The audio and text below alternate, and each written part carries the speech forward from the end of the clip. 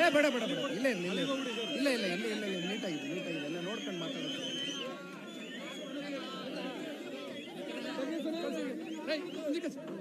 ಜನರೊಂದಿಗೆ ಜನತಾದಳ ಕಾರ್ಯಕ್ರಮ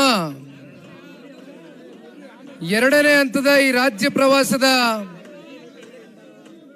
ಮೊದಲನೇ ದಿನದ ಕಾರ್ಯಕ್ರಮ ಮೈಸೂರು ಜಿಲ್ಲೆಯ ಪಿರಿಯಾಪಟ್ಟಣ ವಿಧಾನಸಭಾ ಕ್ಷೇತ್ರದಲ್ಲಿ ಇವತ್ತು ಅತ್ಯಂತ ಅದ್ದೂರಿಯಾಗಿ ಯಶಸ್ವಿಯಾಗಿ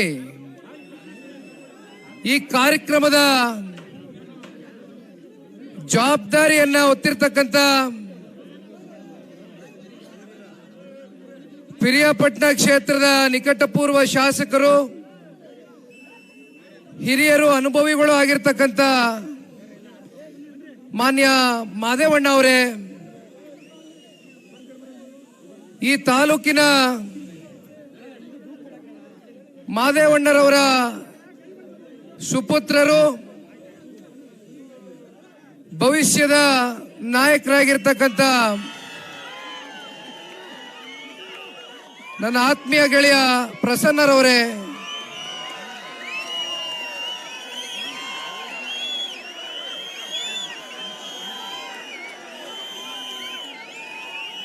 ಮೈಸೂರು ಜಿಲ್ಲೆಯ ಮತ್ತೊಬ್ಬರು ಮಾಜಿ ಸಚಿವರು ಸನ್ಮಾನ್ಯ ಕುಮಾರಣ್ಣ ಅವರ ಜೊತೆಯಲ್ಲಿ ರಾಜಕಾರಣದ ಏಳು ಬೀಳುಗಳಲ್ಲಿ ಅವರ ಹೆಗಲಿಗೆ ಹೆಗಲು ಕೊಟ್ಕೊಂಡು ರಾಜಕಾರಣವನ್ನ ಕೂಡ ಬದಿಗಿಟ್ಟು ವೈಯಕ್ತಿಕವಾಗಿ ಒಂದು ಅತ್ಯಂತ ಸೌಹಾರ್ದಿತವಾದಂತ ಒಂದು ಸಂಬಂಧವನ್ನ ಇಟ್ಕೊಂಡಿರ್ತಕ್ಕಂಥ ಸನ್ಮಾನ್ಯ ಶ್ರೀ ಮಹೇಶ್ ಅಣ್ಣರವರೇ, ಹುಣಸೂರು ವಿಧಾನಸಭಾ ಕ್ಷೇತ್ರದ ಶಾಸಕರು, ನನ್ನ ಆತ್ಮೀಯ ಸಹೋದರ ಹರೀಶ್ ಗೌಡ್ರೆ, ವಿಧಾನ ಪರಿಷತ್ನ ಸದಸ್ಯರು ಮಂಜೇಗೌಡ್ರೆ, ವಿಧಾನ ಪರಿಷತ್ನ ಮತ್ತೊಬ್ಬರು ಸದಸ್ಯರು ವಿವೇಕಾನಂದರವರೇ, ಇತ್ತೀಚಿನ ದಿನಗಳಲ್ಲಷ್ಟೇ ನೂತನವಾಗಿ ಜಿಲ್ಲಾಧ್ಯಕ್ಷರಾಗಿ ನೇಮಕಾತಿಗೊಂಡಿರ್ತಕ್ಕಂಥ ಪಕ್ಷದ ಅತ್ಯಂತ ಪ್ರಾಮಾಣಿಕರಲ್ಲಿ ಒಬ್ಬರಾಗಿ, ಜೊತೆಯಲ್ಲಿ ಜಿಲ್ಲೆಯಲ್ಲಿ ಯಾವುದೇ ಸಣ್ಣ ಪುಟ್ಟ ವೈಮನಸ್ಸುಗಳು, ಭಿನ್ನಾಭಿಪ್ರಾಯಗಳು ಇದ್ದಂಥ ಸಂದರ್ಭದಲ್ಲಿ ಅವೆಲ್ಲವನ್ನ ಸರಿದೂಗಿಸ್ಕೊಂಡು ಹೋಗ್ತಕ್ಕಂಥ ಆ ರಾಜಕೀಯ ಪ್ರಬುದ್ಧತೆ ಜೊತೆಯಲ್ಲಿ ಬಹುಶಃ ಅತ್ಯಂತ ಸೌಮ್ಯ ಸ್ವಭಾವದ ಒಂದು ವ್ಯಕ್ತಿತ್ವವನ್ನು ಹೊಂದಿರತಕ್ಕಂಥ ಟಿ ನರಸೀಪುರ ವಿಧಾನಸಭಾ ಕ್ಷೇತ್ರದ ನಿಕಟಪೂರ್ವ ಶಾಸಕರು ಅಶ್ವಿನ್ ಕುಮಾರಣ್ಣ ಅವರೇ, ಮತ್ತು ಮೈಸೂರು ಜಿಲ್ಲೆಯ ಮತ್ತೊಬ್ಬರು ಮುಖಂಡರು, ಕುಮಾರಣ್ಣನ ಆಪ್ತ ಬಳಗದಲ್ಲಿ ಗುರುತಿಸಿಕೊಂಡಿರ್ತಕ್ಕಂಥ ರವಿಯಣ್ಣ ಅವರೇ, ಇವತ್ತು ವೇದಿಕೆ ಮೇಲೆ ಸಾಕಷ್ಟು ಜನ ಪಿರಿಯಾಪಟ್ಟಣ ವಿಧಾನಸಭಾ ಕ್ಷೇತ್ರದ ಮುಖಂಡರುಗಳು ಕೂತಿದ್ದಾರೆ. ವೇದಿಕೆ ಮುಂಭಾಗದಲ್ಲಿ ನನ್ನ ಮಾತು ಪ್ರಾರಂಭ ಮಾಡಲಿಕ್ಕಿಂತ ಮುಂಚಿತವಾಗಿ ತಾಲೂಕಿನ ಹಾಗೂ ಜಿಲ್ಲೆಯ ಮಾಧ್ಯಮದ ಸ್ನೇಹಿತರಿಗೆ ದಯಮಾಡಿ ಕ್ಷಮೆನ ಕೋರ್ಲಿಕ್ಕೆ ಬಯಸ್ತೇನೆ. ಕಾರಣ, ನಾನು ಬೆಳಗ್ಗೆ 11 ಗಂಟೆಗೆ ಮೈಸೂರಿಗೆ ಬಂದೆ. ಹೋಗ್ತಾ ಮಾತನಾಡ್ತಾನೆ ನಮ್ಮ ತಂಬಾಕು ಬೆಳೆಗಾರರ ಸಮಸ್ಯೆಯನ್ನ ತಿಳಿತಾ ಇದ್ದಂಗೆ ನಾವು ಅಲ್ಲಿ ಹೋಗ್ಬೇಕಾಗಿರ್ತಕ್ಕಂಥದ್ದು ಇವತ್ತು ಒಂದು ರೈತ ಪರವಾದಂತ ಒಂದು ಚಿಂತನೆ, ಬದ್ಧತೆ ಇಟ್ಕೊಂಡು ಪಾರ್ಟಿಯನ್ನು ಕಟ್ಟಿದ್ದೇವೆ. ಹಾಗಾಗಿ ಅಲ್ಲಿ ಹೋಗಿ ಬರ್ಲಿಕ್ಕೆ ಸ್ವಲ್ಪ ತಡ ಆಯ್ತು. ಹಾಗಾಗಿ ದಯಮಾಡಿ ತಾವು ಯಾರು ಕೂಡ ಮಾಧ್ಯಮದ ಮಿತ್ರರು ಅನ್ಯತಾ ಭಾವಿಸಬಾರ್ದು. ನನಗೆ ಗೊತ್ತು 4 ಗಂಟೆ ಆಗಿದೆ. ನಮಗೇನೋ 5 ಗಂಟೆಗಿಂತ ಮುಂಚೆ ಊಟ ಸಿಕ್ಕಿದ್ರೆ ನಮ್ಮ ಪುಣ್ಯ, ಸಿಕ್ಲಿಲ್ಲ ಅಂದ್ರೂ ಸಂತೋಷವೇ. ಆದರೆ ನಿಮಗೆ ಊಟಕ್ಕೂ ಕೂಡ ಇನ್ನೂ ಬಿಟ್ಕೊಡ್ಲಿಕ್ಕೆ ಆಗಿಲ್ವಲ್ಲ ಅಂತಕ್ಕಂಥದ್ದು ನನಗೂ ಒಳಗಡೆ ಮನಸ್ಸಿನಲ್ಲಿ ಕೊರಿತಾ ಇದೆ. ದಯಮಾಡಿ ಹಿರಿಯ ಮಾಧ್ಯಮದ ಸ್ನೇಹಿತರು ಕ್ಷಮೆ ಇರಲಿ. ವೇದಿಕೆ ಮುಂದೆ ನಾನು ಅವಾಗ್ಲಿಂದ ಬಹಳ ಸೂಕ್ಷ್ಮವಾಗಿ ಗಮನಿಸ್ತಾ ಇದ್ದೇನೆ. ಬಹುಶಃ ಇವತ್ತಿನ ಈ ಒಂದು ಕಾರ್ಯಕ್ರಮ 11:30 12 ಗಂಟೆಗೆ ಕರೆ ಕೊಟ್ಟರು ಅಂತ ಅನ್ಕೊಳ್ತೇನೆ. 11:30 12 ಗಂಟೆಗೆ ಸೇರಿದಂತ ಕಾರ್ಯಕರ್ತ ಬಂಧುಗಳು ಇವತ್ತು ಒಂದು ಕುರ್ಚಿನೂ ಕೂಡ ಖಾಲಿ ಆಗಿಲ್ಲ ಅಂತಕ್ಕಂಥದ್ದಾದ್ರೆ ಬಹಳ ಜನ ಮಾತಾಡ್ಬೇಕಾದ್ರೆ ಇಲ್ಲಿ ಹೇಳ್ತಾ ಇದ್ರು, ಚಿನ್ನ ವಜ್ರ ಎಲ್ಲ ರೀತಿ ನಾನಾ ರೀತಿ ನಿಮ್ಮ ಪಕ್ಷದ ಬೆಳವಣಿಗೆಗೋಸ್ಕರ ನಿಮ್ಮ ತ್ಯಾಗ, ಪಕ್ಷದ ಬೆಳವಣಿಗೆಗೋಸ್ಕರ ಹಗಲು ರಾತ್ರಿ ಅಲ್ದಿರ ತಾವೆಲ್ಲರೂ ಕೂಡ ಶ್ರಮಿಸ್ತಾ ಇರ್ತಕ್ಕಂಥದ್ದು. ಅದರಲ್ಲೂ ಮತ್ತೊಬ್ರು ಮಾತನಾಡಬೇಕಾದ್ರೆ ಹೇಳ್ತಾ ಇದ್ರು, 20 ವರ್ಷದಲ್ಲಿ ಅಂದ್ರೆ 2 ದಶಕಗಳಲ್ಲಿ ಕೇವಲ ಒಮ್ಮೆ ಪಿರಿಯಾಪಟ್ಟಣ ಕ್ಷೇತ್ರದಲ್ಲಿ ನೀವು ಶಾಸಕರನ್ನ ನೋಡಿರ್ತಕ್ಕಂಥದ್ದು. ಆದ್ರೂ ಕೂಡ ಕಾರ್ಯಕರ್ತರಲ್ಲಿ ಒಳಗಡೆ ಒಂದು ಬೆಂಕಿ ಇದೆ. ಆ ಬೆಂಕಿ ಯಾವತ್ತು ಆರುತ್ತಪ್ಪ ಅಂದ್ರೆ ಮತ್ತೆ 2028ರಲ್ಲಿ ಪಿರಿಯಾಪಟ್ಟಣದಿಂದ ಜನತಾದಳ ಪಕ್ಷದಿಂದ ಶಾಸಕರನ್ನ ನೀವು ಹುಟ್ಟಾಕ್ತಕ್ಕಂಥ ದಿನ ಬಹುಶಃ ಒಂದ್ ಹಂತಕ್ಕೆ ನೀವೆಲ್ಲರೂ ತಣ್ಣಗಾಗ್ತೀರಾ ಅಂತ ಅಂದ್ಕೊಂಡಿದ್ದೇನೆ. ದಯವಿಟ್ಟು ಅಲ್ಲಿವರೆಗೂ ಬೆಂಕಿ ಉರಿತಾ ಇರಲಿ. ಯಾಕೆಂದ್ರೆ ದೀಪ ಬೆಳಗ್ಬೇಕಾದ್ರೆ ನಮ್ಮ ಮೈಸೂರು ಜಿಲ್ಲೆ ನಾಯಕರು ನಾವೆಲ್ಲರೂ ಹೆಣ್ಮಕ್ಳನ್ನ ಕರೆಸಿ ಅವ್ರ ಮೂಲಕ ದೀಪ ಬೆಳಗಿಸ್ಬೇಕು ಅಂತ ತೀರ್ಮಾನ ಮಾಡಿದ್ವಿ. ಯಾಕೆಂದ್ರೆ ಹೆಣ್ಣು ಮಕ್ಕಳಿಗೆ ಆ ಒಂದು ಶಕ್ತಿ ಇದೆ. ಹೆಣ್ಣು ಮಕ್ಕಳು ಬೆಳಗಿದ ದೀಪ, ಆ ದೀಪ ಎಷ್ಟು ಉರಿತಾ ಇತ್ತು ಅಂತ ನೋಡಿದ್ರೆ ಬಹುಶಃ ಆ ತಾಯಿ ಚಾಮುಂಡೇಶ್ವರಿಯ ಒಂದು ಶುಭ ಸಂಕೇತ ಇವತ್ತು ಹೆಣ್ಮಕ್ಳ ಮೂಲಕ ದೀಪ ಬೆಳಗುವ ಮೂಲಕ 2028ಕ್ಕೆ ದಯಮಾಡಿ ಯಾರು ಕೂಡ ಇನ್ನು 2 ವರ್ಷಗಳ ಕಾಲ ವಿಶ್ರಾಂತಿ ತಗೊಳ್ತಕ್ಕಂಥದಕ್ಕೆ ಸಮಯ ಇದೆ. ನನಗೂ ಸಮಯ ಇದೆ, ತಮಗೂ ಸಮಯ ಇದೆ. ಇಲ್ಲಿ ಬಸವರಾಜ ನಿನ್ನ ಹೆಸರು, ಸಲ್ಯೂಟ್ ಚೆನ್ನಾಗಿ ಹೊಡೆದೆ ಕಣ. ನೀನ್ ಸಲ್ಯೂಟ್ಗಲ್ಲ, ನೀನ್ ಕುಮಾರಣ್ಣ ತಗೊಂಬಂದ್ ಒಂದು ಫೋಟೋ ಕೊಟ್ಟಲ್ಲ, ಅದಕ್ಕೆ ನಿನ್ನ ಹೆಸರು ಕೇಳ್ಕೊಂಡೆ. ಅಲ್ಲೇ ಬಸವರಾಜ್ ಅಂತ ಗೊತ್ತಾಯ್ತು. ನೋಡಿ, ಆಯ್ತು ಆಯ್ತು ಕೂತ್ಕೊಳ್ಳ, ಗೊತ್ತಾಯ್ತು. ಮೈಸೂರು ಜಿಲ್ಲೆ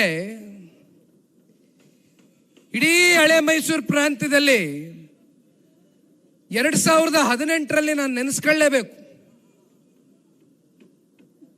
ಕುಮಾರ ಪರ್ವ ಚಾಲನೆ ಆಗಿದ್ದು ಇದೇ ಮೈಸೂರು ಜಿಲ್ಲೆ, ಇದೇ ಒಂದು ಪುಣ್ಯ ಭೂಮಿಯಲ್ಲಿ ರಾಜಕೀಯವಾಗಿ ಒಂದು ಶಕ್ತಿಯನ್ನ ತಂದುಕೊಟ್ಟು ಸನ್ಮಾನ್ಯ ಕುಮಾರಣ್ಣ ಅವರಿಗೆ ಈ ಜಿಲ್ಲೆಯಿಂದ ಮುಖ್ಯಮಂತ್ರಿಗಳಾಗಿ ಮಾಡಿದಂತ ಜಿಲ್ಲೆ ಇದು. ಹಾಗಾಗಿ ಇಂಥ ಒಂದು ಜಿಲ್ಲೆಯಲ್ಲಿ 2ನೇ ಹಂತದ ಪ್ರವಾಸ ಎತ್ಕೊಂಡಿರ್ತಕ್ಕಂಥದ್ದು, ಅದರಲ್ಲೂ ನಿಮ್ಮೆಲ್ಲರನ್ನು ಕೂಡ ನಿಮ್ಮೆಲ್ಲರ ಹುಮ್ಮಸ್ಸು, ಆ ಒಂದು ಚೈತನ್ಯವನ್ನ ಕಣ್ಣಾರೆ ನೋಡಿ ನನಗೆ 100ಕ್ಕೆ 100ರಷ್ಟು ಆತ್ಮವಿಶ್ವಾಸ ಇದೆ. ನಿಮ್ಮೆಲ್ಲರ ಒಂದು ದೃಢ ಸಂಕಲ್ಪ, ದಯಮಾಡಿ 28ಕ್ಕೆ ವಿಧಾನಸಭಾ ಮೆಟ್ಲನ್ನ ಹತ್ತಿಸ್ತಕ್ಕಂಥದ್ದು ಒಂದು, ಇಲ್ಲಿ ಶಾಸಕರನ್ನ ಕಾಣ್ತಕ್ಕಂಥದ್ದು ಒಂದು. ಆದರೆ ಈ ವರ್ಷ ಕಾರ್ಯಕರ್ತರ ಚುನಾವಣೆ ಇದೆ. ಕಾರ್ಯಕರ್ತರ ಚುನಾವಣೆ ಬಹಳ ಗಂಭೀರವಾಗಿ ಈ ಬಾರಿ ಜನತಾದಳ ಪಕ್ಷ ಇದನ್ನ ಪರಿಗಣನೆಗೆ ತಗೊಂಡಿದೆ. ಕಾರಣ, ನಮ್ಮ ವಿಧಾನಸಭಾ ಚುನಾವಣೆಗಳಲ್ಲಿ, ನಮ್ಮ ಸಂಸತ್ ಚುನಾವಣೆಗಳಲ್ಲಿ ನಮ್ಮನ್ನ ಶಾಸಕರಾಗಿ ಮಾಡಬೇಕು, ನಮ್ಮನ್ನ ಸಂಸದರಾಗಿ ಮಾಡಬೇಕು ಅಂತಕ್ಕಂಥ ಪ್ರತಿನಿತ್ಯದ ನಿಮ್ಮ ಹೋರಾಟಕ್ಕೆ ಇವತ್ತು ಕಾರ್ಯಕರ್ತರನ್ನ ಗುರುತಿಸಿ ಗ್ರಾಮ ಪಂಚಾಯಿತಿಗಳಲ್ಲಿ, ಜಿಲ್ಲಾ ಪಂಚಾಯಿತಿಗಳಲ್ಲಿ, ತಾಲೂಕು ಪಂಚಾಯಿತಿಗಳಲ್ಲಿ, ಯಾವುದೇ ಸ್ಥಳೀಯ ಚುನಾವಣೆಗಳಲ್ಲಿ ನಿಮ್ಮ ಕೈಗೆ ಅಧಿಕಾರವನ್ನ ಕೊಟ್ಟು, ನಿಮ್ಮ ಮೂಲಕ ಅಧಿಕಾರದ ಚುಕ್ಕಾಣಿಯನ್ನ ಕೊಟ್ಟು ಈ ರಾಜ್ಯದ ಸಮಗ್ರ ಅಭಿವೃದ್ಧಿಗೋಸ್ಕರ ಈ ವರ್ಷ ನಾವೆಲ್ಲರೂ ಕೂಡ ಮೈಸೂರು ಜಿಲ್ಲೆಯ ನಾಯಕರು ಪಣ ತೊಟ್ಟು ನಿಮ್ಮ ಜೊತೆಯಲ್ಲಿ ನಿಂತ್ಕೊಳ್ತೇವೆ ಗಟ್ಟಿಯಾಗಿ ಅಂತಕ್ಕಂಥದ್ದು ಈ ಸಂದರ್ಭದಲ್ಲಿ ಪಕ್ಷದ ಒಬ್ಬ ಯುವ ಕಾರ್ಯಕರ್ತನಾಗಿ ನಿಮಗೆ ಮಾತನ್ನ ಕೊಡ್ಲಿಕ್ಕೆ ಬಯಸ್ತೇನೆ.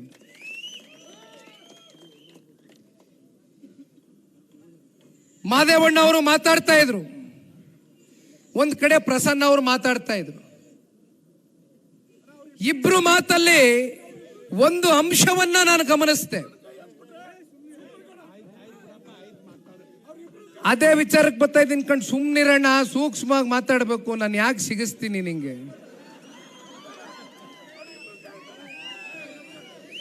ಮಾದೇವಣ್ಣು, ನಾನು ದೃಢ ಸಂಕಲ್ಪ ತೊಟ್ಟಿದ್ದೀನಿ.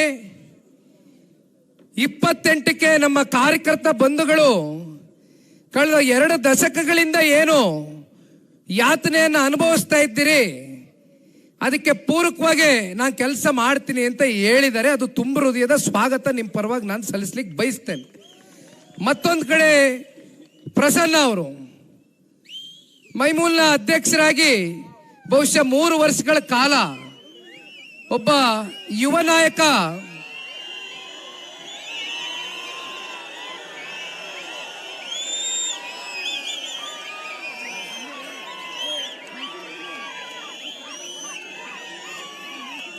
ಪ್ರಸನ್ನ ಅವರು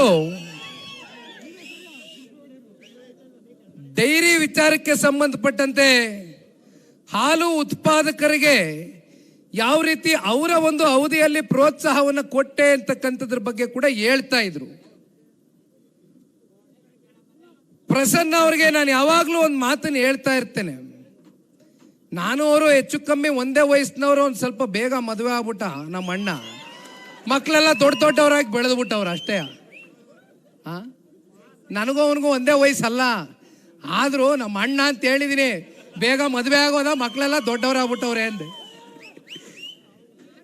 ಇರ್ಲಿ, ಹೆಚ್ಚು ಕಮ್ಮಿ ಒಂದೇ ವಯಸ್ಸಿನವ್ರು, 4-5 ವರ್ಷ ನಾ ಕಮ್ಮಿ ಇರ್ಬೋದು ಅಷ್ಟೇ. ಪ್ರಸನ್ನನಿಗೆ ಇವತ್ತು ಈ ವೇದಿಕೆ ಮೇಲೆ ಒಂದು ಮಾತನ್ನ ತಿಳಿಸ್ಲಿಕ್ಕೆ ಬಯಸ್ತೇನಣ್ಣ. ದಯಮಾಡಿ ನೋಡಿ, ಒಂದು ಮಾತನ್ನ ತಿಳಿಸ್ತೇನೆ. ಮಾದೇವಣ್ಣ ಅವರಾಗ್ಲಿ, ಪ್ರಸನ್ನ ಅವರಾಗ್ಲಿ,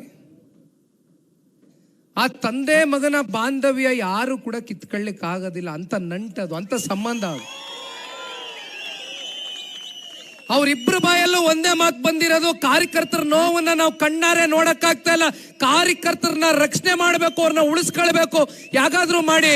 ಅದಕ್ಕೆ ಇಬ್ರು ಕೂಡ ಜೊತೆನಲ್ಲಿ ನಿಂತು ಈ ಕ್ಷೇತ್ರದ ಕಾರ್ಯಕರ್ತರನ್ನ ಉಳಿಸ್ತಕ್ಕಂಥದ್ದು ಒಂದು, ಜೊತೆಯಲ್ಲಿ 28ಕ್ಕೆ ಜನತಾ ಸರ್ಕಾರ, ಈ ರಾಜ್ಯದಲ್ಲಿ NDA ಮಿತ್ರಕೂಟದ ಸರ್ಕಾರ ರಚನೆ ಆದಂತ ದಿನ 5 ವರ್ಷ ಏನು ಈ ಕ್ಷೇತ್ರದಲ್ಲಿ ಅಭಿವೃದ್ಧಿ ಅಂತಕ್ಕಂಥದ್ದು ಹಿಂದಿನಿಂದನೂ ಕೂಡ ಕುಸಿದೋಗಿದೆ.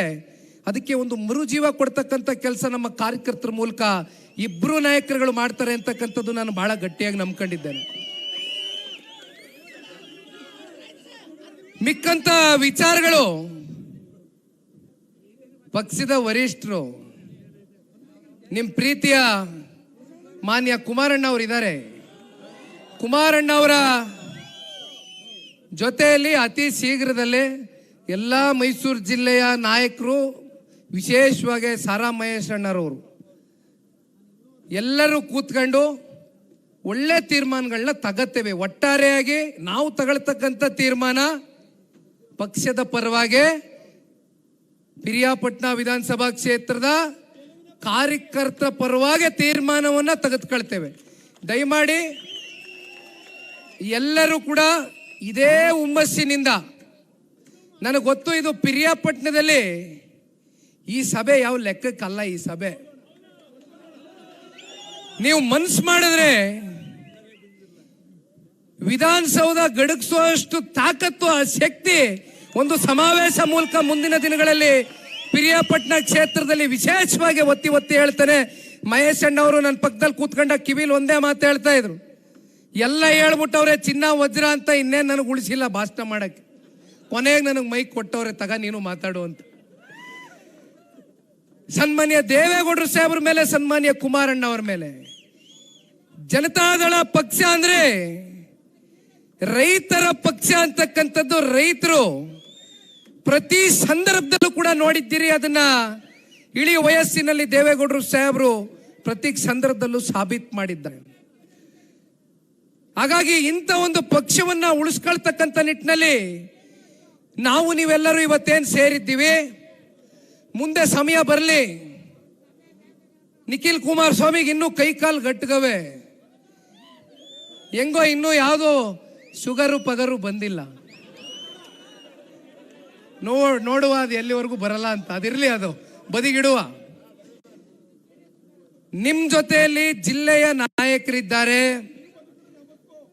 ನಿಖಿಲ್ ಕುಮಾರಸ್ವಾಮಿ ಪಿರಿಯಾಪಟ್ಟಣ ವಿಧಾನಸಭಾ ಕ್ಷೇತ್ರದ ಯಾವುದೇ ಆಗು ಹೋಗುಗಳಿರಲಿ, ಅದರ ಜವಾಬ್ದಾರಿ ಹೊಣೆಗಾರಿಕೆ ನಮ್ಮ ಮೈಸೂರು ಜಿಲ್ಲೆಯ ನಾಯಕರಾಗಿರ್ತಕ್ಕಂಥ ಸಾರಾ ಮಹೇಶ್ ಅಣ್ಣ ಅವರ ಜೊತೆಯಲ್ಲಿ ಇರ್ತಕ್ಕಂಥ ಎಲ್ಲ ನಾಯಕರ ಜೊತೆಯಲ್ಲಿ ಕೂತು ಕಾರ್ಯಕರ್ತರನ್ನ ಉಳಿಸ್ತಕ್ಕಂಥದ್ದಕ್ಕೆ, ಕಾರ್ಯಕರ್ತರನ್ನ ರಕ್ಷಿಸ್ತಕ್ಕಂಥದ್ದಕ್ಕೆ ನಿಮ್ಮ ಜೊತೆಯಲ್ಲಿ ನಾನು ಕೂಡ ಒಬ್ಬ ಕಾರ್ಯಕರ್ತನಾಗಿ ಹೆಜ್ಜೆ ಹಾಕ್ತೀನಿ. ದಯವಿಟ್ಟು ಯಾವುದೇ ಸಣ್ಣ ಪುಟ್ಟ ವಿಚಾರಗಳಿದ್ರು ಅದು ಇವತ್ತಿನಿಂದಾನೇ ಬದಿಗಿಟ್ಬಿಡಿ, ಅದು ಬಿಟ್ಟು ಮುಂದಕ್ಕೆ ಹೋಯ್ತೀನಿ. ಈಗ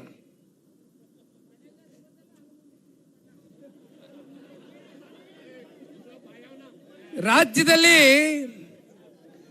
ಕಾಂಗ್ರೆಸ್ನ ಸರ್ಕಾರ ಆಡಳಿತಕ್ಕೆ ಬಂದು 3 ವರ್ಷ ಆಗದೆ. ಈ 3 ವರ್ಷದಲ್ಲಿ ಅಲ್ಲೆಲ್ಲೋ ಹಾವೇರಿ ಜಿಲ್ಲೆನಲ್ಲಿ 1000 ದಿನ ಪೂರೈಸಿದೆ ಈ ಸರ್ಕಾರ ಅಂತ ಸರ್ಕಾರದ ದುಡ್ಡಲ್ಲಿ, ಜನಗಳು ತೆರಿಗೆ ಮೂಲಕ ಕಟ್ತಕ್ಕಂಥ ದುಡ್ಡಲ್ಲಿ ಸಾಧನಾ ಸಮಾವೇಶ ಅಂತ ಮಾಡ್ತಾರೆ. 1000 ದಿನ ಪೂರೈಸ್ಬಿಟ್ಟಿದೀವಿ ಅಂತ ಮಹೇಶ್ ಅಣ್ಣವರು ಮಾತಾಡಬೇಕಾದ್ರೆ ಹೇಳ್ತಾ ಇದ್ರು. ಮೊನ್ನೆ ಬಿಜಾಪುರ ಜಿಲ್ಲೆಗೆ ಹೋಗಿದ್ದೆ. ಅಲ್ಲಿ ಪತ್ರಿಕಾ ಮಾಧ್ಯಮದ ಸ್ನೇಹಿತರಿಗೆ ಕುರಿತು ಮಾತಾಡಬೇಕಾದ್ರೆ ಒಂದು ಮಾತು ಹೇಳಿದೆ. ಇಂದಿನ ಮುಖ್ಯಮಂತ್ರಿಗಳು ಮೈಸೂರು ಜಿಲ್ಲೆಯವರೇ. ನನಗೆ ಅವರ ಹಿರಿತನದ ಬಗ್ಗೆ ಅತ್ಯಂತ ಗೌರವ ಇದೆ. ಆದರೆ 2013 ಮತ್ತೆ 2018 ಅವರ ಆಡಳಿತ ಮತ್ತೆ ಇವತ್ತಿನ ಆಡಳಿತ ಹೆಚ್ಚು ಕಮ್ಮಿ ಮಹೇಶ್ ಅಣ್ಣ ಅವ್ರು ಹೇಳ್ದಂಗೆ ಕರ್ನಾಟಕ ಕಂಡಂತ ಅತ್ಯಂತ ಅಪರೂಪದ ಒಂದು ವ್ಯಕ್ತಿತ್ವ ಮಾಜಿ ಮುಖ್ಯಮಂತ್ರಿಗಳು ದೇವರಾಜ್ ಅರಸರವರು. ಅವ್ರಿಗಿಂತ ನಾನು ಹೆಚ್ಚಾಗಿ ಆಡಳಿತ ದಿನಗಳು ಕಳೆದು ಬಿಟ್ಟದೆ ಅಂತ ತನ್ನಕ್ಕೆ ತಾನು ಬೆನ್ನಿಗೆ ತಟ್ಕೊಳ್ತಾರೆ. ಅದರ ಜೊತೆಯಲ್ಲಿ ಬಹುಶಃ 17ನೇ ಬಡ್ಜೆಟ್ ಇರಬೇಕು ಮಂಡಿಸ್ತಾ ಇರೋದು, ಮಾರ್ಚ್ 9ನೇ ತಾರೀಕು. ಮಾನ್ಯ ಸಿದ್ದರಾಮಣ್ಣ ಅವರು ಮೈಸೂರು ಜಿಲ್ಲೆಯಿಂದ ಏನು ಪ್ರತಿನಿಧಿಸ್ತಾರೆ, 8 ವರ್ಷಕ್ಕೂ ಹೆಚ್ಚು ಆಡಳಿತವನ್ನು ಮಾಡಿದ್ದೀರಿ ಮಾನ್ಯ ಸಿದ್ದರಾಮಣ್ಣ ಅವರೇ. ನಿಮಗೆ ಪಾಪ ಕುಮಾರಣ್ಣನ ತರ ಸಮ್ಮಿಶ್ರ ಸರ್ಕಾರದ ಒತ್ತಡಗಳು ಅರ್ಥ ಆಗ್ಲಿಕ್ಕಿಲ್ಲ. 135, 138 ದಾಖಲೆ ಪ್ರಮಾಣದ ಶಾಸಕರನ್ನ ಹೊಂದ್ಕೊಂಡಿದ್ದೀರಿ ಕರ್ಣ. ಆದ್ರೆ ನೀವು ಕೊಟ್ಟಿರ್ತಕ್ಕಂಥ ಸಾಧಿಸಿರ್ತಕ್ಕಂಥ ದಾಖಲೆ ಏನಪ್ಪ ಅಂದ್ರೆ 7,64,000 ಕೋಟಿ ಇವತ್ತು ನಮ್ಮ ರಾಜ್ಯ ಸಾಲದಲ್ಲಿ ಇದೆ. ಅದರಲ್ಲಿ ಅತಿ ಹೆಚ್ಚು ಸಾಲವನ್ನ ಮಾಡಿರ್ತಕ್ಕಂಥ ಕೀರ್ತಿಯನ್ನ ಹೊಂದಿರತಕ್ಕಂಥ ಮುಖ್ಯಮಂತ್ರಿಗಳು ಕರ್ನಾಟಕ ರಾಜ್ಯದಲ್ಲಿ ಅದು ಸನ್ಮಾನ್ಯ ಸಿದ್ದರಾಮಣ್ಣ ಅವರು. 5 ಲಕ್ಷ ಕೋಟಿ ಸಾಲ ಮಾಡಿದ್ದಾರೆ. ಇನ್ನ ಸ್ವಾತಂತ್ರ್ಯ ಬಂದಾಗಿದ್ದ ಇನ್ನ ಮಿಕ್ಕಂತ ಮುಖ್ಯಮಂತ್ರಿಗಳೆಲ್ಲ ಸೇರಿದ್ರೆ 2,64,000 ಕೋಟಿ ಸಾಲ ಮಾಡಿದ್ದಾರೆ. ನಾನು ಮಾನ್ಯ ಸಿದ್ದರಾಮಣ್ಣ ಅವರಲ್ಲಿ ಒಂದು ಪ್ರಶ್ನೆಯನ್ನ ಕೇಳಲಿಕ್ಕೆ ಬಯಸ್ತೇನೆ. ಕುಮಾರಣ್ಣ ಅವರು ನಿಮ್ಮ ಜೊತೆ ಸರ್ಕಾರ ರಚನೆ ಮಾಡಿದಾಗ ಇಲ್ಲಿ ಎಲ್ಲ ನಾಯಕರುಗಳು ಸ್ಮರಿಸ್ಕೊಳ್ತಾ ಇದ್ರು. ಇವತ್ತಿಗೂ ಕೂಡ ಹಳ್ಳಿಗಳು ಹೋದ್ರೆ ರೈತಾಪಿ ವರ್ಗ ನೀವು ನೆನೆಸ್ಕೊಳ್ತೀರಿ. ರೈತರು ಸಂಕಷ್ಟದಲ್ಲಿದ್ದಾಗ ಸಾಲಗಳು ತಗೊಂಡು ಸಾಲದ ಹೊರೆಯಿಂದ ಆತ್ಮಹತ್ಯೆಗೆ ಶರಣಾದಂತ ಸನ್ನಿವೇಶವನ್ನ ನೋಡಿ ನಮ್ಮ ರೈತರನ್ನ ಉಳಿಸ್ಬೇಕು ಅಂತಕ್ಕಂಥ ಗಟ್ಟಿ ನಿಲುವಿನಿಂದ ಸನ್ಮಾನ್ಯ ಕುಮಾರಣ್ಣವರು ತಗೊಂಡಂತ ತೀರ್ಮಾನ ಇಡೀ ದೇಶದಲ್ಲಿ ಯಾವುದಾದ್ರೂ ರಾಜ್ಯದ ಮುಖ್ಯಮಂತ್ರಿ ರೈತರ ಸಂಪೂರ್ಣ ಸಾಲ ಮನ್ನಾ ಮಾಡಿರ್ತಕ್ಕಂಥ ಏಕೈಕ ನಿದರ್ಶನ ಇದ್ರೆ ಅದು ರೈತರ ಮಗ ಸನ್ಮಾನ್ಯ ದೇವೇಗೌಡರು ಸಾಹೇಬರ ಸುಪುತ್ರ ಸನ್ಮಾನ್ಯ ಕುಮಾರಣ್ಣ ಅವರು. ರೈತರ ಸಾಲ ಮನ್ನಾ ಮಾಡಿಯೂ ಕೂಡ ಕುಮಾರಣ್ಣ ಅವರು ರಾಜ್ಯವನ್ನ ಅಥವಾ ರಾಜ್ಯದ ಪ್ರಜೆಗಳನ್ನ ಸಾಲಗಾರರಾಗಿ ಮಾಡಲಿಲ್ಲ. ಇದು ಕುಮಾರಣ್ಣನ್ಗೆ ಆಡಳಿತದಲ್ಲಿ ಇರ್ತಕ್ಕಂಥ ಅನುಭವ. ಇವತ್ತು ಯಾತಕ್ಕೋಸ್ಕರ ಕುಮಾರಣ್ಣ ಅವರು ಅಥವಾ ಕುಮಾರಣ್ಣನ ದೇಶದ ಗೌರವಾನ್ವಿತ ಪ್ರಧಾನಮಂತ್ರಿಗಳು ಶ್ರೀ ನರೇಂದ್ರ ಮೋದಿಜಿಯವರು ಅತ್ಯಂತ ಗೌರವದಿಂದ 2 ಹುದ್ದೆಗಳನ್ನ ಕೊಟ್ಟಿದ್ದಾರೆ. ವಿಕಸಿತ ಭಾರತವನ್ನ ಕಟ್ತಕ್ಕಂಥದಕ್ಕೆ ಕುಮಾರಣ್ಣ ಅಂತಕ್ಕಂಥ ಒಬ್ಬ ಮಂತ್ರಿ ನನ್ನ ಸಚಿವ ಸಂಪುಟದಲ್ಲಿ ಇರಬೇಕು ಅಂತಕ್ಕಂಥ ನಿರ್ಧಾರವನ್ನು ಮಾಡಿ ದೇಶದ ಗೌರವಾನ್ವಿತ ಪ್ರಧಾನಮಂತ್ರಿಗಳೊಂದು ಅವಕಾಶ ಕೊಟ್ಟಿದ್ದಾರೆ. ಅದಕ್ಕೆ ಕಾರಣ 2 ಬಾರಿ ಅತ್ಯಂತ ಅಲ್ಪಾವಧಿಯಲ್ಲಿ ಅವರು ಕೊಟ್ಟಿರ್ತಕ್ಕಂಥ ಕಾರ್ಯಕ್ರಮಗಳು, ಯೋಜನೆಗಳು ಜನಾನುರಾಗಿಗಳಾಗಿ ಇವತ್ತು ಸನ್ಮಾನ್ಯ ಕುಮಾರಣ್ಣ ಅವರು ಅಧಿಕಾರ ಇರಲಿ ಅಧಿಕಾರ ಇಲ್ಲದೆ ಹೋಗ್ಲಿ ನಮ್ಮ ಮನೆ ಮುಂದೆ ಇವತ್ತಿಗೂ ಕೂಡ ಬರ್ತಕ್ಕಂಥವ್ರು ಯಾರೋ ಸೂಟು ಬೂಟ್ ಹಾಕೊಂಡಿರ್ತಕ್ಕಂಥ ದೊಡ್ಡ ದೊಡ್ಡ ವ್ಯಾಪಾರಸ್ಥರಲ್ಲ. ರೈತರು ಯುವಕರು ಕೆಲಸ ಕೇಳ್ಕೊ ಬರ್ತಾರೆ. ಇಲ್ಲಾಂದ್ರೆ ಯಾರು ಆರೋಗ್ಯ ಸಮಸ್ಯೆ ಇದ್ರೆ ಸಮಸ್ಯೆ 5 ಲಕ್ಷ 10 ಲಕ್ಷ 20 ಲಕ್ಷ ಬಿಲ್ಗಳಾಗವೆ, ನಮ್ಗೆ ಹೆಂಗಾದ್ರೂ ಮಾಡಿ ನಮ್ಮನ್ನು ಉಳಿಸ್ಕಡಿ ಅಂತ ಬರ್ತಾರೆ. ಇದು ಕುಮಾರಣ್ಣ ಅವರು ಸಂಪಾದನೆ ಮಾಡಿರ್ತಕ್ಕಂಥ ಆಸ್ತಿ. ಹಾಗಾಗಿ ಪಾಪ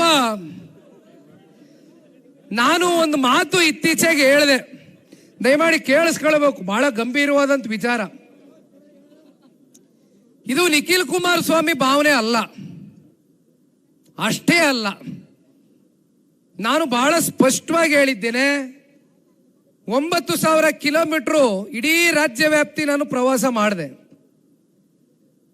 ಹಳೆ ಮೈಸೂರು ಪ್ರಾಂತ್ಯ ಅಷ್ಟಕ್ಕೆ ಸೀಮಿತವಾಗ್ದಿರಾ ಕಲ್ಯಾಣ ಕರ್ನಾಟಕ, ಕಿತ್ತೂರು ಕರ್ನಾಟಕ, ಮಧ್ಯ ಕರ್ನಾಟಕ, ಉತ್ತರ ಕನ್ನಡ ಸೇರಿದಂತೆ ಅನೇಕ ಜಿಲ್ಲೆಗಳಲ್ಲಿ ಪ್ರವಾಸ ಮಾಡಿದಾಗ ಜನ ಎಲ್ಲೋದ್ರೂ ಕೂಡ ಕುಮಾರಣ್ಣನ ಆಡಳಿತವನ್ನ ನೆನೆಸ್ಕೊಳ್ತಕ್ಕಂಥದ್ನ ನಾನು ಹತ್ರ ಕಣ್ಣಾರೆ ನೋಡಿದ್ದೇನೆ. ಹಾಗಾಗಿ ನಾನು ಮಾತನಾಡಬೇಕಾದ್ರೆ ಮಾಧ್ಯಮಗಳಲ್ಲಿ ಏನು ಹೇಳಿದೆ, ಜನ ಇವತ್ತು ಎಲ್ಲೋದ್ರೂ ಕೂಡ ಕುಮಾರಣ್ಣನ ಒಂದು ಆಡಳಿತವನ್ನ ನೆನೆಸ್ಕೊಳ್ತಾ ಇದ್ದಾರೆ ಅಂತ ಒಬ್ಬ ವ್ಯಕ್ತಿ ಮತ್ತೆ ಈ ರಾಜ್ಯದ ಚುಕ್ಕಾಣಿಯನ್ನ ಹಿಡಿದ್ರೆ ರಾಜ್ಯದ ಬಡವರಿಗೆ, ರೈತರಿಗೆ, ದೀನ ದಲಿತರಿಗೆ, ನೊಂದಿರ್ತಕ್ಕಂಥ ವರ್ಗಕ್ಕೆ ನ್ಯಾಯ ಕೊಡ್ತಾರೆ ಈ ಒಬ್ಬ ವ್ಯಕ್ತಿ ಅಂತಕ್ಕಂಥದ್ನ ಜನ ಚರ್ಚೆ ಮಾಡ್ತಾವ್ರೆ ಅಂತ ಮಾತ್ರ ನಿಖಿಲ್ ಕುಮಾರಸ್ವಾಮಿ ಹೇಳ್ದ. ನನಗೂ ಒಂದು ಅಲ್ಪ ಸ್ವಲ್ಪ ರಾಜಕೀಯದ ಪ್ರಜ್ಞೆ ಇದೆ. ನನಗೆ ಗೊತ್ತಿದೆ, ನಾವು NDA ಮಿತ್ರಕೂಟದಲ್ಲಿ ಇದ್ದೀವಿ. ಅಲ್ಲೆಲ್ಲೋ KR ಪೇಟೆಗೆ ಹೋದೆ, ನಮ್ಮ ಮಂಜಣ್ಣ ಶಾಸಕ ಆಗವನೇ ಕರೆದ, ಅಣ್ಣ ಪಕ್ಷ ಸೇರ್ಪಡೆ ಕಾರ್ಯಕ್ರಮ ಅದೇ, ನೀನು ಬಂದು ಹೋಗ್ಬೇಕು ಅಂತ ಹೋಗಿದ್ದೆ. ಮಾತಾಡ್ತಾ ಮಾತಾಡ್ತಾ ಒಂದು ಮಾತು ಹೇಳಿದೆ, ಮಂಜಣ್ಣನಿಗೆ ಕೊನೆ 15 ದಿನ ಇದ್ದಂಗೆ ಟಿಕೆಟ್ ಸಿಕ್ತು. ಅಲ್ಲಿ ಸ್ವಲ್ಪ ಪೈಪೋಟಿ ಇತ್ತು ಟಿಕೆಟ್ ವಿಚಾರವಾಗಿ. ಕೊನೆಗೆ ಟಿಕೆಟ್ ಸಿಕ್ಕಿದ ಮಂಜಣ್ಣ ಸಂಘಟನೆ ಮಾಡ್ಕೊಂಡು KR ಪೇಟೆನಲ್ಲಿ ಇದೇ ರೀತಿ ಯಾವ ರೀತಿ ನೀವು ಪ್ರೀತಿಸ್ತೀರಿ, ಇಷ್ಟೇ ಪ್ರೀತಿ ಅಲ್ಲೂ ಕೂಡ KR ಪೇಟೆನಲ್ಲಿ ದೇವೇಗೌಡರ ಮೇಲೆ, ಕುಮಾರಣ್ಣನ ಮೇಲೆ ಆ ಕ್ಷೇತ್ರದ ಜನ ಪ್ರೀತಿ ಇಟ್ಕೊಂಡವ್ರೆ. ಇಷ್ಟೆಲ್ಲ ಪ್ರೀತಿ ವಿಶ್ವಾಸದಿಂದ ಮಂಜಣ್ಣ ನಿನ್ನ ಗೆಲ್ಸಿ ಆರಿಸಿ ಶಾಸಕರಾಗಿ ಮಾಡವ್ರೆ ಜನ. ಆ ಪ್ರೀತಿ ವಿಶ್ವಾಸನ ಉಳಿಸ್ಕೊಂಡೋಗು, ಮತ್ತೆ ಆರಿಸಿ ಬರೋದಕ್ಕೆ ಏನು ಮಾಡ್ತೀಯ ಮಾಡು ಅಂತಂದೆ. ನಿಖಿಲ್ ಕುಮಾರಸ್ವಾಮಿ ಘೋಷಣೆನೆ ಮಾಡಿಬಿಟ್ಟ ಅಂತಂದ್ರು. ನಾನು ಒಂದು ಮಾತು ಹೇಳ್ತೇನಣ್ಣ, ನಾನು ಈ ಪಕ್ಷದ ಅತ್ಯಂತ ಸಾಮಾನ್ಯ ಕಾರ್ಯಕರ್ತನಲ್ಲಿ ಒಬ್ಬ. ನಿಮ್ಮ ಜೊತೆಯಲ್ಲಿ ನಾನು ಬೆರಿತಕ್ಕಂಥದಕ್ಕೆ ಬಂದಿರತಕ್ಕಂಥವನು. ಜನರೊಂದಿಗೆ ಜನತಾದಳ ಘೋಷ ವ್ಯಾಖ್ಯೆ ಕೊಟ್ಟಿರ್ತಕ್ಕಂಥದ್ದು ಯಾವತ್ತೂ ಕೂಡ ಜಾತ್ಯತೀತ ಜನತಾದಳ ಜನರೊಂದಿಗೆನೆ ಇದ್ದು 25 ವರ್ಷ ಒಂದು ಪ್ರಾದೇಶಿಕ ಪಕ್ಷ ಬೆಳ್ಳಿ ಹಬ್ಬವನ್ನು ಆಚರಣೆ ಮಾಡ್ತಾ ಇದೆ ಅಂತಕ್ಕಂಥದ್ದಾದ್ರೆ ಅದು ಬಹುಶಃ ಕರ್ನಾಟಕ ರಾಜ್ಯದಲ್ಲಿ ಒಂದು ದೊಡ್ಡ ಮೈಲಿಗಲ್ಲು, ಒಂದು ಇತಿಹಾಸ ಅಂತಕ್ಕಂಥದ್ದು ಈ ಸಂದರ್ಭದಲ್ಲಿ ನಾನು ಹೇಳ್ತಾ, ಅದಕ್ಕೆ ಕಾರಣಕರ್ತರಾಗಿರ್ತಕ್ಕಂಥವ್ರು ತಾವುಗಳೆಲ್ಲ. ಯಾವುದೇ ಅಪೇಕ್ಷೆಗಳಿಲ್ದಿರ, ನಿರೀಕ್ಷೆಗಳಿಲ್ದಿರ ಈ ಪಕ್ಷವನ್ನ ಕಟ್ತೇವೆ. ದೇವೇಗೌಡರು ಸಾಹೇಬರು ಕಟ್ಟಿರ್ತಕ್ಕಂಥ ಪಕ್ಷಕ್ಕೆ ನಾವೆಲ್ಲರೂ ಕೂಡ ಆಧಾರ ಸ್ತಂಭಗಳಾಗಿ ನಿಲ್ತೇವೆ. ನಮ್ಮ ಮನೆ ಮಠ ಹೋದ್ರೂ ಪರವಾಗಿಲ್ಲ, ನಮಗೆ ಪಕ್ಷ ಉಳಿಬೇಕು ಅಂತ ತ್ಯಾಗದ ಮನಸ್ಥಿತಿಯಿಂದ ಇರ್ತಕ್ಕಂಥವ್ರು. ಯಾಕಂದ್ರೆ ನಾನು ಎರಡೂ ಪಕ್ಷದ ಕಾರ್ಯಕರ್ತರನ್ನು ನೋಡಿದ್ದೀನಿ. ಎರಡೂ ಪಕ್ಷದಲ್ಲೂ ಅಲ್ಲಿ ಇಲ್ಲಿ ಬರ್ತಕ್ಕಂಥ ಕೆಲವೊಂದಷ್ಟು ವಿಚಾರಗಳನ್ನು ನಾನು ಕೇಳಿದ್ದೀನಿ.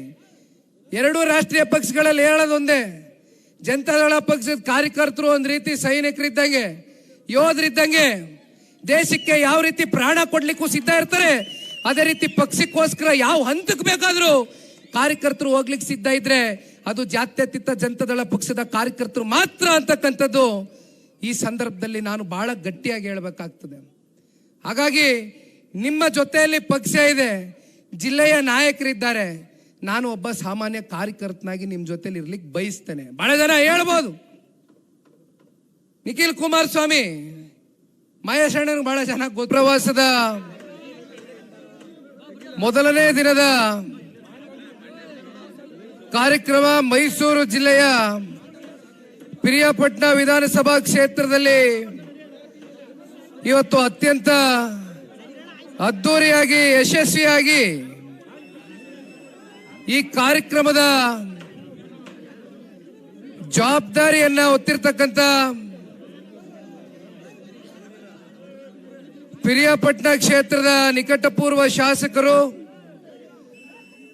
ಹಿರಿಯರು, ಅನುಭವಿಗಳು ಆಗಿರ್ತಕ್ಕಂಥ ಮಾನ್ಯ ಮಾದೇವಣ್ಣ ಅವರೇ, ಈ ತಾಲೂಕಿನ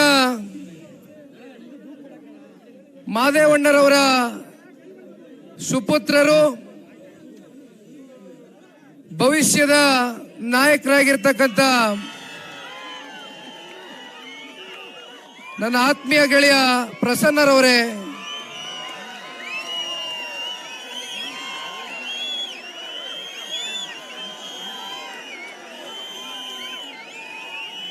ಮೈಸೂರು ಜಿಲ್ಲೆಯ ಮತ್ತೊಬ್ಬರು ಮಾಜಿ ಸಚಿವರು ಸನ್ಮಾನ್ಯ ಕುಮಾರಣ್ಣ ಅವರ ಜೊತೆಯಲ್ಲಿ ರಾಜಕಾರಣದ ಏಳು ಬೀಳುಗಳಲ್ಲಿ ಅವರ ಹೆಗಲಿಗೆ ಹೆಗಲು ಕೊಟ್ಕೊಂಡು ರಾಜಕಾರಣವನ್ನ